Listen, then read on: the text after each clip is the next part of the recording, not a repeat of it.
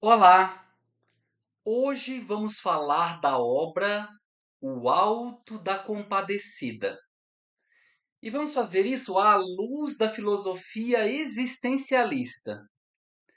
No primeiro instante, esse tema parece ser difícil, mas prometo que serei bastante didático para que possamos refletir juntos sobre questões importantes do viver humano. Meu nome é Antônio Artequilino e você está no canal Pensar com Arte.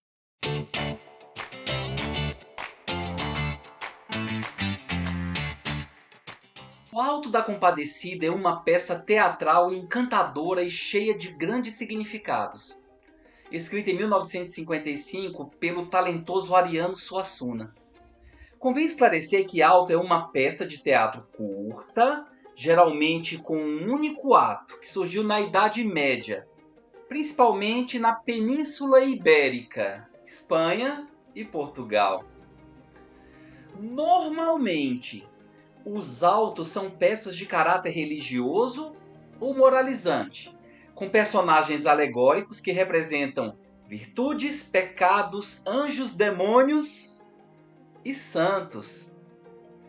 Na obra, mais especificamente, na obra Alto da Compadecida, Ariano Suassuna conseguiu consubstanciar a tradição do teatro medieval português ao contexto social e histórico do Nordeste brasileiro. E fez isso de maneira bastante original, pois sua obra é uma peça teatral em forma de alto, só que dividido em 3 atos. Então, vamos falar desses atos, lembrando que cada um deles aborda diferentes aspectos da trama do universo sertanejo. Assim como já destaquei, a estrutura da peça de Suassuna combina elementos do alto medieval com a cultura popular nordestina, criando uma narrativa cômica e satírica com toques religiosos. Então vamos lá. Primeiro ato. O primeiro ato apresenta João Grilo e Chicó, seus planos e trapaças no cotidiano de uma pequena cidade sertaneja. Segundo ato, centraliza-se no cavalo que defeca dinheiro e nas consequências desse evento para a vida dos personagens. E ainda nessa peça do Ariano Suassuna vem o terceiro ato, o mais importante, que é o julgamento de João Grilo e Chicó, com a intervenção da compadecida, Nossa Senhora, e a resolução do conflito central da peça. Sim, essa grande obra de Suassuna mistura elementos do teatro popular, da religiosidade e do humor para criar uma narrativa que diverte, emociona e principalmente nos convida a refletir sobre a vida. A história se passa no sertão nordestino e acompanha as aventuras de João Grilo e Chicó, dois personagens astutos que usam de esperteza e criatividade para sobreviver às dificuldades de um viver repleto de privações, pobreza e total falta de perspectivas. Através das peripécias dos personagens principais, a obra retrata a cultura, as crenças e as tradições do valoroso povo nordestino. Além de abordar temas universais como a justiça, a misericórdia e a fé.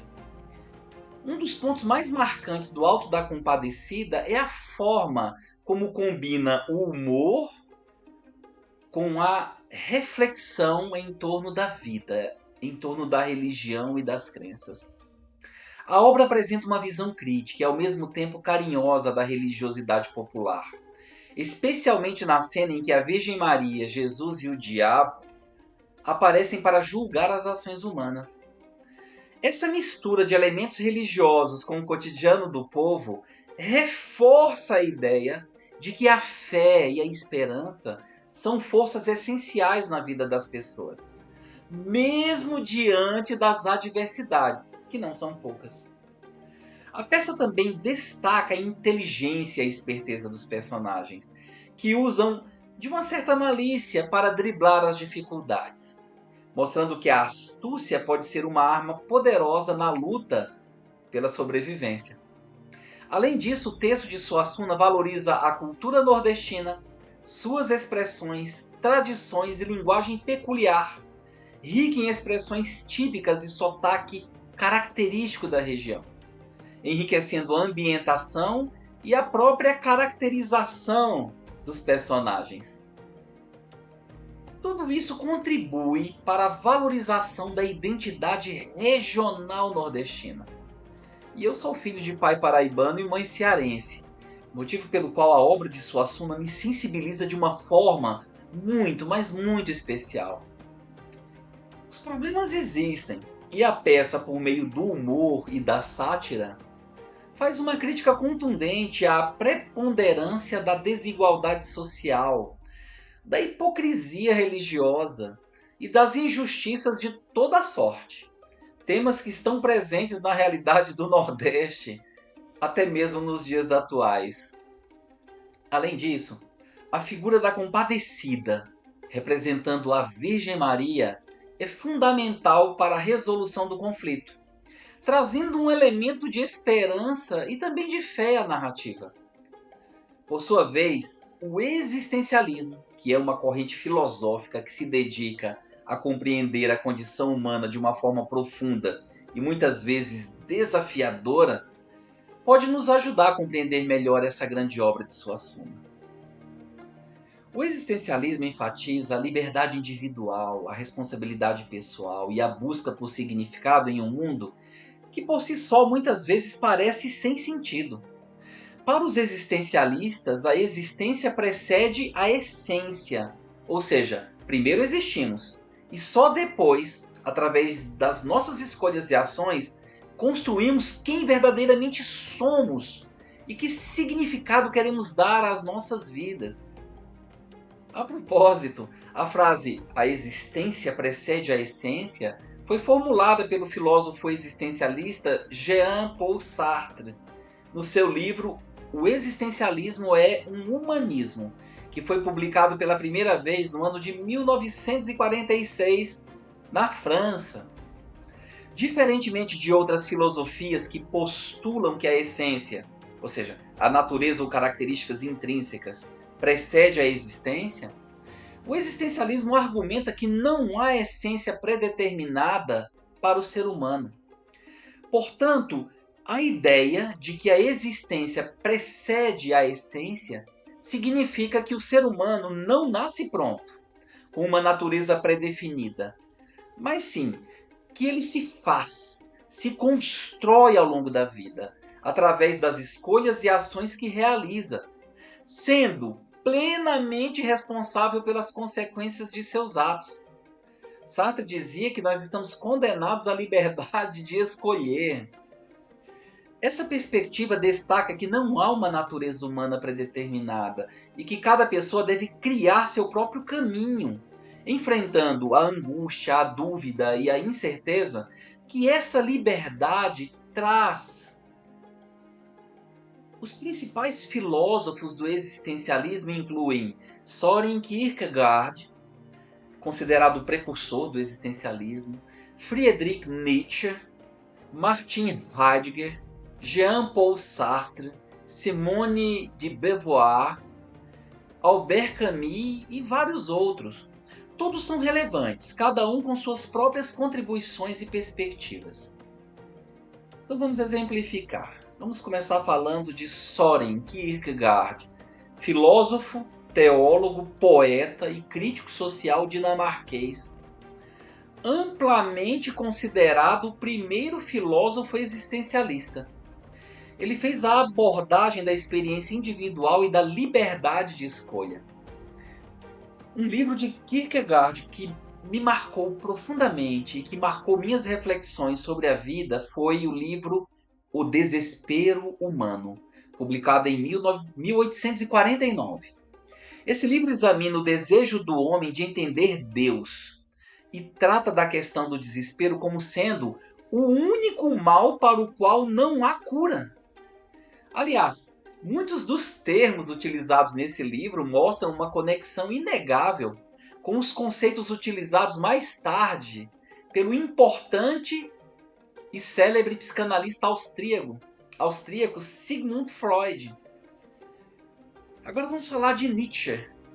Friedrich Nietzsche dispensa apresentações. Foi um notável filósofo alemão, cujas ideias sobre a vontade de poder e o niilismo influenciaram o desenvolvimento do existencialismo, especialmente no que diz respeito à crítica aos valores tradicionais. Na minha modesta opinião, sua principal obra foi Assim Falava Zaratustra, publicada em 1883. Trata-se de uma obra filosófica e poética que apresenta a história de um profeta que desce da montanha para ensinar suas ideias ao mundo, incluindo os conceitos de super-homem, a morte de Deus e a vontade de poder. Creio que seria um erro não citar também o livro Além do Bem e do Mal, publicado em 1886, pois é uma obra que critica a moralidade tradicional e explora as relações entre poder, vontade e moralidade. E o que dizer de Martin Heidegger? Foi um filósofo alemão que explorou a questão do ser e da existência humana, introduzindo o conceito de existência autêntica. Sua obra principal é o esplêndido livro Ser e Tempo, publicado em 1927. É considerado uma das obras mais influentes da filosofia do século XX e aborda a questão do ser, explorando a existência humana e sua relação com o mundo. Devo salientar que o livro Ser e Tempo exerceu grande influência em diversas áreas como filosofia, psicologia, teologia e literatura. Bom, já falei um pouquinho anteriormente de Jean-Paul Sartre, grande filósofo francês, mas posso enfatizar que ele destacou a liberdade e a responsabilidade individual, defendendo que o ser humano é livre para definir seu próprio significado. A obra principal de Jean-Paul Sartre é O Ser e o Nada. Essa obra foi publicada em 1943. Este livro é considerado uma pedra angular do existencialismo, onde ele explora as noções de ser, consciência, liberdade e responsabilidade. E Simone de Beauvoir? Ela teve uma influência significativa no existencialismo feminista, e sua obra principal é O Segundo Sexo, de 1949, que foi considerada uma das obras mais importantes do feminismo ocidental pela abordagem corajosa da condição feminina e da construção social do gênero. Simone dizia que ninguém nasce mulher, torna-se mulher. Finalmente, em um vídeo anterior denominado O Juízo Final Realiza-se no Absurdo de Todos os Dias, falei do grande filósofo franco-argelino Albert Camus. O link desse vídeo aparece aqui, na parte de cima da tela. Por favor, confira. Bom, Albert Camus. Sua filosofia, frequentemente associada ao absurdismo, enfatiza a contradição entre a busca humana por sentido e a aparente indiferença do universo. A principal obra de Camus é considerada O Estrangeiro, publicada em 1942. Um livro esplêndido que explora o absurdo da existência humana e as questões fundamentais do existencialismo. Outra obra importante de Camus é O Mito de Sísifo, também publicado em 1942. É um ensaio filosófico que explora a ideia do absurdo e a busca humana por sentido em um mundo sem propósito. Ufa! Devo dizer que todos esses filósofos e pensadores abordaram temas como a solidão, a morte, a liberdade, a responsabilidade e também a busca por autenticidade. O existencialismo, portanto, nos convida a refletir sobre como vivemos, o que escolhemos e como enfrentamos a condição de sermos seres finitos, morredouros, em um universo muitas vezes indiferente, pois é uma filosofia que valoriza a experiência individual, a liberdade de escolha e a responsabilidade de dar sentido à própria existência, mesmo diante das incertezas, das dificuldades e das angústias da vida. Portanto, o Alto da Compadecida, à luz do existencialismo, pode ser analisado como uma obra que explora a liberdade humana, a responsabilidade e a busca por sentido em um mundo marcado pela desigualdade e também pela falta de propósito. A peça de Ariano Suassuna, embora com um tom cômico, apresenta personagens que enfrentam situações extremas, refletindo sobre a condição humana e a busca por autenticidade. Nesse sentido, dentre outros pontos de análise existencialista, podemos citar a liberdade e a responsabilidade de João Grilo e Chicó, personagens centrais que são constantemente colocados em situações que exigem escolhas e decisões, refletindo a liberdade humana de agir e também das suas consequências. Eles são responsáveis pelas suas próprias ações e pelos resultados que elas geram. Outro ponto de análise diz respeito à autenticidade e o jogo de aparências. João Grilo e Chicó eram muito autênticos. Contudo, você poderá me perguntar: sim, eles eram autênticos? Eu vou lhe responder. A peça Alto da Compadecida explora também a dualidade entre a identidade autêntica e os disfarces sociais que os personagens usam para sobreviver em um ambiente hostil e desigual. João Grilo, em particular, utiliza a astúcia e a mentira como ferramentas para lidar com as dificuldades, questionando a moralidade e o comportamento de outros personagens. E quanto ao sentido da vida e da fé? Bem, a peça aborda a questão do sentido da vida em um contexto de pobreza e grande desigualdade social. A fé, tanto popular quanto religiosa, é um elemento importante na narrativa, mas é questionada e relativizada pela comédia e pela crítica social. Vejam a crítica que Ariano Suassuna faz à própria igreja. Agora chegamos num ponto crucial, pois a crítica social e existencial contida na obra Alto da Compadecida não se limita a uma análise meramente individual, mas também critica a sociedade brasileira como um todo, especialmente as relações de poder, a desigualdade social e a hipocrisia. Existe um grande abismo entre ricos e pobres, e a peça revela as contradições morais e a falta de autenticidade em diversos setores da nossa sociedade. Por exemplo, a luta pela sobrevivência de João Grilo e Chicó requer a liberdade para tomar decisões importantes e pode ser vista como uma busca permanente por autenticidade e resgate da própria identidade em um mundo que oprime os mais pobres, os mais fracos, e os impede de alcançar condições dignas de sobrevivência. Além do mais, o julgamento final, onde os personagens são confrontados com suas ações, revela a importância da responsabilidade individual e da busca por redenção. A figura da compadecida que intercede pelos personagens pode ser interpretada como uma esperança que dá sentido à procura de salvação em um mundo caótico, desigual e injusto. Em síntese, meu amigo e minha amiga, Alto da Compadecida é uma obra riquíssima.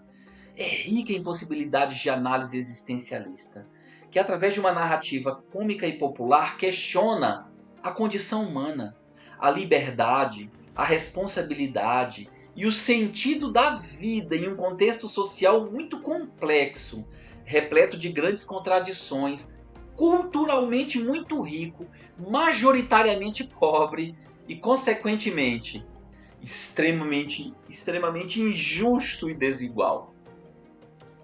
Antes de concluir, gostaria de afirmar que, além da leitura da obra, vale muito a pena assistir ao filme O Alto da Compadecida, que por sua vez é considerado um clássico do cinema brasileiro e uma das maiores comédias nacionais, elogiada amplamente pela sua mistura de humor, crítica social e elementos da cultura nordestina, a tão querida cultura nordestina.